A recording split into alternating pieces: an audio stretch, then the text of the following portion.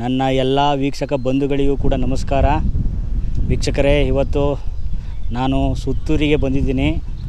ನೀವು ಟಿ ನರಸೀಪುರದಿಂದ ಸುತ್ತೂರಿಗೆ ಬರೋದಾದರೆ ಸುಮಾರು 17 ಕಿಲೋಮೀಟ್ರ್ ಆಗುತ್ತೆ. ಹಾಗೆ ಇದು ನಂಜನಗೂಡಿಗೆ ಹೋಗುವಂತಹ ದಾರಿ. ಈ ನಂಜನಗೂಡಿನಿಂದ ನೀವು ಬರೋದಾದರೆ ಸುಮಾರು ಒಂದು 15ರಿಂದ 16 ಕಿಲೋಮೀಟ್ರ್ ಆಗುತ್ತೆ ವೀಕ್ಷಕರೇ. ಆ ಒಂದು ದಾರಿಯಲ್ಲಿ ಈ ಬೆಳಗುಂದ ಬಸ್ ನಿಲ್ದಾಣ ಏನಿದೆ, ಈ ಪಾಯಿಂಟ್ ಬಂದರೆ ನಿಮಗೆ ಈ ಸುತ್ತೂರಿಗೆ ಹೋಗುವಂತಹ ಒಂದು ದಾರಿ ನಿಮಗೆ ಸಿಗುತ್ತೆ ವೀಕ್ಷಕರೇ. ಸೊ ಇಲ್ಲಿಂದ ಸುತ್ತೂರು ಸುಮಾರು 2 ಕಿಲೋಮೀಟ್ರ್ ಆಗುತ್ತೆ. ಇದು ಬಂದು ಜಗದ್ಗುರು ಶ್ರೀ ವೀರಸಿಂಹಾಸನ ಮಹಾಸಂಸ್ಥಾನ ಮಠ ಶ್ರೀ ಕ್ಷೇತ್ರ ಸುತ್ತೂರು ವೀಕ್ಷಕರೇ. ಬನ್ನಿ ಹೀಗೆ ಮುಂದೆ ಹೋಗೋಣ. ಇವತ್ತು ಸುತ್ತೂರಿನ ಬಗ್ಗೆ ಒಂದಷ್ಟು ಮಾಹಿತಿಯನ್ನು ತಿಳ್ಕೊಳ್ಳೋಣ ವೀಕ್ಷಕರೇ.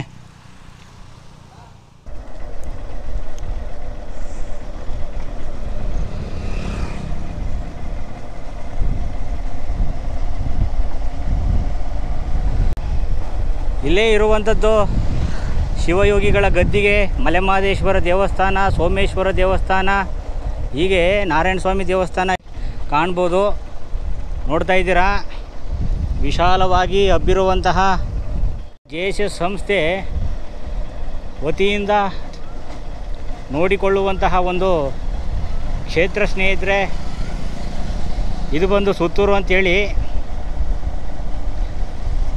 ನೀವು ಹಾಗೂ ಕೂಡ ಹೋಗ್ಬೋದು, ಬಂದರೆ ಮುಂದೆಯೂ ಕೂಡ ಇದೆ. ಸೊ ಈ ಒಂದು ದಾರಿ ಏನಿದೆ, ಈ ದಾರಿಯಲ್ಲೂ ಕೂಡ ನೀವು ಮುಂಭಾಗದಿಂದ ಆ ಒಂದು ಸ್ಥಳಕ್ಕೆ ಹೋಗ್ಬೋದು ವೀಕ್ಷಕರೇ.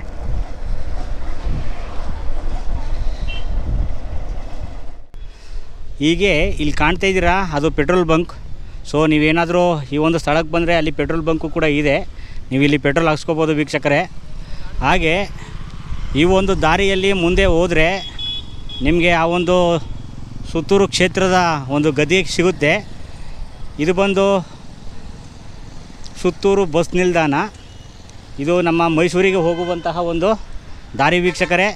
ಮೈಸೂರಿಂದ ಸುಮಾರು 28 ಕಿಲೋಮೀಟ್ರ್ ಆಗುತ್ತೆ. ನೋಡ್ತಾ ಇದ್ದೀರಲ್ಲ, ಇದು ಸುತ್ತೂರಿನ ಮುಖ್ಯ ಸರ್ಕಲ್. ಇದು ಬಂದು ಕಪಿಲಾ ನದಿ ಅಂಥೇಳಿ. ಸೊ ಇದಕ್ಕೆ ಇನ್ನೂ ಒಂದು ಹೆಸರಿದೆ, ಕಬಿನಾ ಅಂತೇಳಿ. ಹಾಗಾಗಿ ಇದು ಕಾವೇರಿಯ ಒಂದು ಸಂಗಮದಲ್ಲಿ ಹೋಗಿ ಸೇರುವಂತಹ ಒಂದು ಕಪಿಲಾ ನದಿ ನೀವು ನೋಡ್ತಾ ಇರುವಂಥದ್ದು ವೀಕ್ಷಕರೇ. ಇದೇ ಕಪಿಲಾ ನದಿಯ ದಡದಲ್ಲಿ, ಆ ಮುಂಭಾಗದಲ್ಲಿ ಶಿವರಾತ್ರೀಶ್ವರ ಶಿವಯೋಗಿಗಳು ತಪಸ್ಸನ್ನು ಮಾಡ್ತಾಯಿದ್ರು ವೀಕ್ಷಕರೇ. ಹಾಗಾಗಿ ಈ ಒಂದು ನದಿ ನೀರಿಗೆ ತುಂಬ ಪಾವಿತ್ರ್ಯತೆ ಇದೆ. ನೋಡಿ ವೀಕ್ಷಕರೇ, ನೀವು ಕೂಡ ಬಂದು ಈ ಒಂದು ಕಪಿಲಾ ನೀರೇನಿದೆ, ಈ ಒಂದು ನೀರನ್ನು ನೀವು ಪ್ರೋಕ್ಷಣೆ ಮಾಡಿ, ತದನಂತರ ಆ ಒಂದು ಗುರುವಿನ ಮಠ ಏನು ನೋಡ್ತಾ ಇದ್ದೀರಾ, ಅಲ್ಲಿಗೆ ನೀವು ಹೋಗಿ ದೇವರ ಆ ಒಂದು ಗುರುವಿನ ದರ್ಶನವನ್ನು ಮಾಡುವಂಥದ್ದು ವೀಕ್ಷಕರೇ.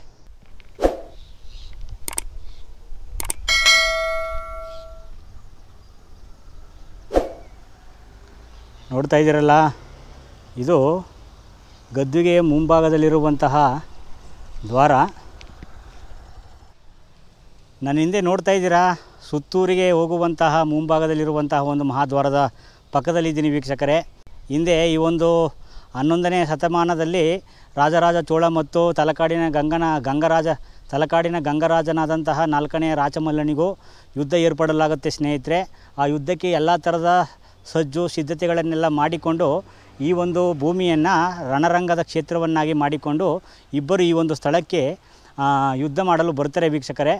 ಆ ಒಂದು ಕಾಲಘಟ್ಟದಲ್ಲಿ ಈ ಒಂದು ಭಾಗದಲ್ಲಿ ನನ್ನ ಹಿಂದೆ ಏನು ನೋಡ್ತಾ ಇದ್ದೀರಾ, ಅಲ್ಲಿ ಹರಿತಾ ಇರುವಂತಹ ನೀರು ಬಂದು ಕಪಿಲಾ ನದಿ ಅಂತೇಳಿ. ಆ ಕಪಿಲಾ ನದಿಯ ದಡದ ಪಕ್ಕದಲ್ಲಿ ಈ ಒಂದು ನನ್ನ ಹಿಂದೆ ಏನು ನೋಡ್ತಾ ಇದ್ದೀರಾ, ಒಳಗೆ ಇರುವಂತಹ ಒಂದು ಶಿವರಾತ್ರೀಶ್ವರ ಶಿವಯೋಗಿಗಳ ಗದ್ದುಗೆ. ಅಂದರೆ ಇದೇ ಸ್ಥಳದಲ್ಲಿ ಆ ಒಂದು ಕಾಲಘಟ್ಟದಲ್ಲಿ ಶಿವರಾತ್ರೀಶ್ವರ ಶಿವಯೋಗಿಗಳು ತಪಸ್ಸನ್ನು ಮಾಡ್ತಾಯಿದ್ರು ಅಂತ ಹೇಳಲಾಗುತ್ತೆ ವೀಕ್ಷಕರೇ. ಸೊ ಆ ತಪಸ್ಸನ್ನು ಮಾಡುವಂತಹ ಸಂದರ್ಭದಲ್ಲಿ ಅವರು ತಿಳಿಯದೆ ಈ ಒಂದು ಸ್ಥಳವನ್ನು ಅವರು ರಣರಂಗವನ್ನಾಗಿ ಘೋಷಿಸಿ ಯುದ್ಧ ಮಾಡಲು ಬರುತ್ತಾರೆ. ಹಾಗಾಗಿ ರಾಜರಾಜ ಚೋಳ ಯುದ್ಧಕ್ಕೆ ಹೊರಡಲು ತನ್ನ ಕುದುರೆಯನ್ನೇರಿ ಬರುವಂತಹ ಸಂದರ್ಭದಲ್ಲಿ ಆ ಕುದುರೆಯು ತನ್ನ ದಿಕ್ಕನ್ನು ಬದಲಾಯಿಸಿ ಈ ಒಂದು ಸ್ಥಳಕ್ಕೆ ಬಂದು ಈ ಶಿವರಾತ್ರೀಶ್ವರ ಶಿವಯೋಗಿಗಳ ಗದ್ದಿಗೆ ಅವರು ತಪಸ್ಸು ಮಾಡ್ತಿದ್ದಂತಹ ಸ್ಥಳ ಏನಿತ್ತು, ಈ ಒಂದು ಸ್ಥಳದಲ್ಲಿ ಬಂದು ಪ್ರದಕ್ಷಿಣಾಕಾರದಲ್ಲಿ ಸುತ್ತಲು ಪ್ರಾರಂಭ ಮಾಡುತ್ತೆ. ಹಾಗಾಗಿ ತನ್ನ ಆ ಒಡೆಯನ ರಾಜರಾಜ ಚೋಳನ ಒಡೆಯನ ಅನುಮತಿ ಇಲ್ಲದೆ ಯಾವುದೋ ಒಂದು ಶಕ್ತಿಯಿಂದ ಈ ಒಂದು ಪ್ರದಕ್ಷಿಣೆ ಆಗ್ತಾ ಇರುವಂಥದ್ದನ್ನು ಗಮನಿಸಿದಂತಹ ರಾಜರಾಜ ಚೋಳ ಭಯಭೀತನಾಗಿ ಈ ಸ್ಥಳದಲ್ಲಿ ಹೋಗಿ ನೋಡಿದಂತಹ ಸಂದರ್ಭಕ್ಕೆ ಅಲ್ಲಿ ಒಬ್ಬ ಶಿವಯೋಗಿಗಳು ತಪಸ್ಸನ್ನು ಮಾಡ್ತಾ ಇರ್ತಾರೆ ಸ್ನೇಹಿತರೆ. ಆ ಒಂದು ಶಿವಯೋಗಿಗಳನ್ನು ನೋಡಿ ಪ್ರದಕ್ಷಿಣಾ ಆಕಾರದಲ್ಲಿ ಈ ಒಂದು ಭಾಗದಲ್ಲಿ ಆ ಕುದುರೆ ಆ ಒಂದು ಶಿವಯೋಗಿಗಳಿಗೆ ನಮಸ್ಕಾರ ಮಾಡಿತು ಅಂತ ಹೇಳಲಾಗುತ್ತೆ ಸ್ನೇಹಿತರೆ. ಈ ಕಾರಣಕ್ಕೆ ಹಿಂದೆ ಪ್ರಾಚೀನ ಕಾಲದಲ್ಲಿ ಈ ಒಂದು ಸ್ಥಳವನ್ನು ಪ್ರದಕ್ಷಿಣಾಪುರ ಅಂತ ಹೇಳಲಾಗ್ತಾ ಇತ್ತು.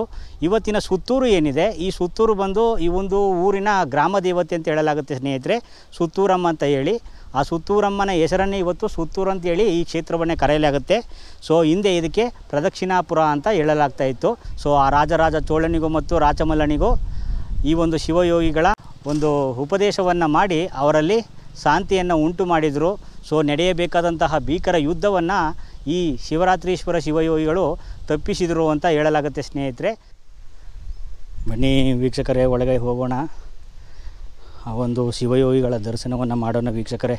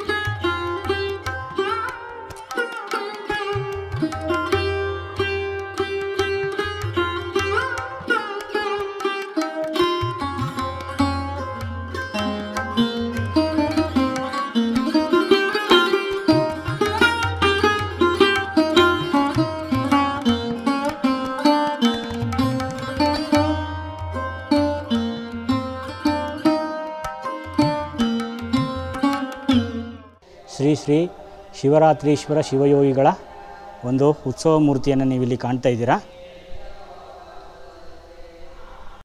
ಇದು ಬಂದು ವೀರ ಸಿಂಹಾಸನ ಮಹಾಸಂಸ್ಥಾನ ಮಠ ಸುತ್ತೂರು ಕ್ಷೇತ್ರದಲ್ಲಿ ನೋಡ್ತಾ ಇರುವಂತಹ ಒಂದು ದೃಶ್ಯ.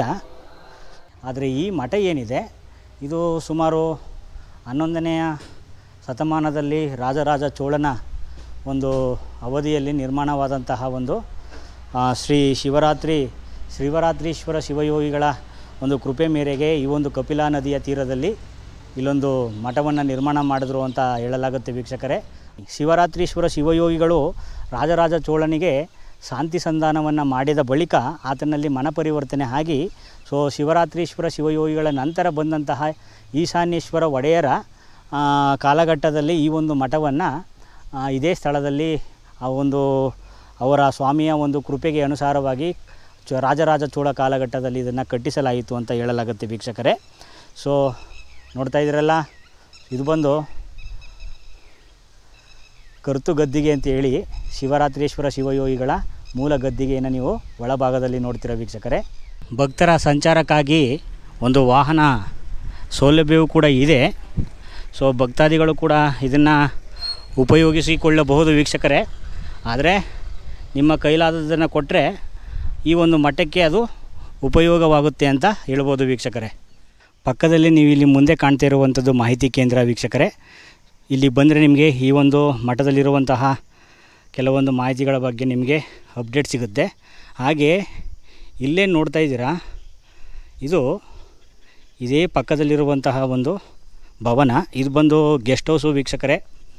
ನೋಡ್ತಾ ಇದ್ದೀರಲ್ಲ, ಬಂದಂತಹ ಭಕ್ತಾದಿಗಳು ಈ ಒಂದು ಗೆಸ್ಟ್ ಹೌಸಲ್ಲಿ ಉಳ್ಕೋಬೋದು.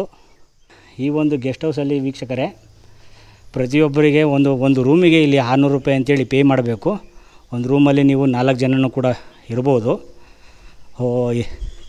ಇದಕ್ಕೆ ಸಂಬಂಧಪಟ್ಟಂತಹ ಹೆಚ್ಚಿನ ಮಾಹಿತಿ ನಿಮಗೆ ಬೇಕಾಗಿದ್ದರೆ ಸೊ ಅಲ್ಲಿ ಮುಂದೆ ಕಾಣ್ತಾ ಇದೆಯಲ್ಲ, ಆ ಮಾಹಿತಿ ಕೇಂದ್ರದಲ್ಲಿ ಕೇಳಿದ್ರೆ ನಿಮಗೆ ಇನ್ನಷ್ಟು ಇದರ ಬಗ್ಗೆ ಮಾಹಿತಿ ಸಿಗುತ್ತೆ ವೀಕ್ಷಕರೇ.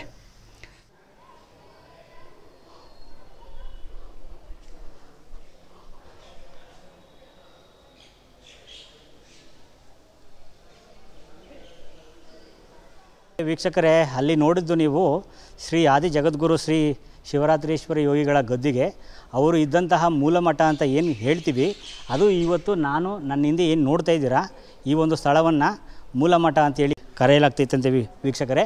ಒಳಗಡೆ ಶಿವರಾತ್ರೀಶ್ವರ ಒಂದು ಆಕೃತಿ ಮತ್ತು ಮಲೆಮಹದೇಶ್ವರರ ಒಂದು ಸನ್ನಿಧಿಯೂ ಕೂಡ ಇದೆ. ಸೊ ನೋಡ್ತಾ ಇದ್ದೀರಲ್ಲ, ನೀವೆಲ್ಲ ಬಂದರೆ ಖಂಡಿತವಾಗಿಯೂ ಈ ದಾಸೋಹ ಭವನದ ಪಕ್ಕದಲ್ಲಿರುವಂತಹ ಈ ಮೂಲ ಮಠಕ್ಕೂ ಕೂಡ ನೀವು ಭೇಟಿಯನ್ನು ನೀಡಿ.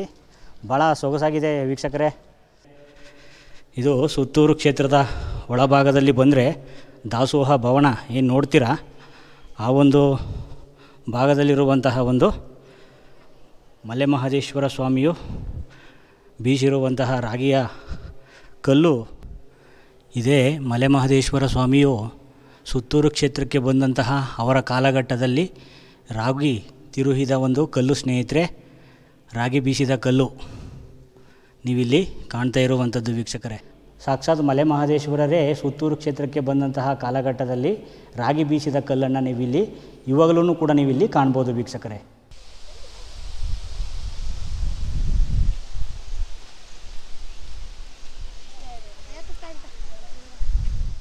ಗಣಲಿಂಗ ಶಿವಯೋಗಿ ಅತಿಥಿ ಗೃಹ ಅಂತೇಳಿ ಸೊ ಇಲ್ಲಿ ಕಾಣ್ತಾ ಇರುವಂಥದ್ದು ಆಯುರ್ವೇದ ಆಸ್ಪತ್ರೆ, JSS ಹಾಸ್ಪಿಟಲ್ ಎರಡೂ ಕೂಡ ಇರುವಂಥದ್ದು ಸ್ನೇಹಿತರೆ.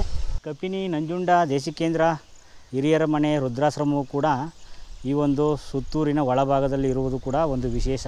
ಉದ್ಯಾನವನದ ಭಾಗದಲ್ಲಿ ಇಲ್ಲೊಂದು ಮುಂದೆ ಕಾಣ್ತಾ ಇದ್ದೀರಾ JSS ಶಾಲೆ.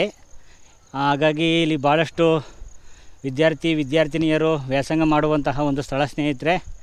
ಆ ಒಂದು ಶಿವಯೋಗಿಯ ಗದ್ದುಗೆಯಿಂದ ನೀವು ಹೀಗೆ ಬಂದರೆ ಇಲ್ಲಿ ನೋಡ್ತಾ ಇದ್ದೀರಾ, ಇಲ್ಲೊಂದು ಆಡಳಿತ ವಿಭಾಗ ಇರ್ಬೋದು, ಹಿರಿಯ ಪ್ರಾಥಮಿಕ ಶಾಲೆ, ಸಂಸ್ಕೃತ ವೇದ ಪಾಠ ಶಾಲೆ, ವಿದ್ಯಾರ್ಥಿ ನಿಲಯಗಳು, ಹೀಗೆ ಹಲವಾರು ವಿದ್ಯಾಸಂಸ್ಥೆಗಳಿರುವಂತಹ ಒಂದು ಸಂಸ್ಥೆ ಸ್ನೇಹಿತರೆ. ಈ ಒಂದು ಮುಖಾಂತರ ನೀವು ಮುಂದೆ ಹೋದರೆ ಅಲ್ಲಿ ಬಸವೇಶ್ವರ ವಿದ್ಯಾರ್ಥಿ ನಿಲಯ ಅಂಥೇಳಿ ಮಕ್ಕಳಿಗಿದೆ, ಗಂಡು ಮಕ್ಕಳಿಗೆ. ಹೀಗೆ ಈ ಒಂದು ಭಾಗದಲ್ಲಿ ಮುಂದೆ ಹೋದರೆ ಅಲ್ಲಿ ಅಕ್ಕಮಹಾದೇವಿ ವಿದ್ಯಾರ್ಥಿ ನಿಲಯ ಅಂತೇಳಿ ಕಾಣಸಿಗುತ್ತೆ ಸ್ನೇಹಿತರೆ. ಇದರ ಹಿಂಭಾಗದಲ್ಲಿ ಮಕ್ಕಳ ಒಂದು ವಿದ್ಯಾರ್ಥಿ ನಿಲಯವನ್ನು ಕಾಣ್ಬೋದು. ಶ್ರೀ ಜಗದ್ಗುರು ಶ್ರೀ ಶಿವರಾತ್ರಿ ರಾಜೇಂದ್ರ ಮಹಾಸ್ವಾಮಿಗಳನ್ನು ನೀವಿಲ್ಲಿ ಕಾಣ್ತಾ ಇದ್ದೀರಾ. ಮೊಟ್ಟ ಮೊದಲ ಬಾರಿಗೆ ಮೈಸೂರಿನಲ್ಲಿ JSS ಮಹಾವಿದ್ಯಾಪೀಠ ಏನಿದೆ 1954ರಲ್ಲಿ ಈ ಒಂದು ಸ್ವಾಮಿಗಳಿಂದನೇ ನಾಂದಿ ಆದದ್ದು ಅಂತ ಹೇಳಲಾಗುತ್ತೆ ವೀಕ್ಷಕರೇ.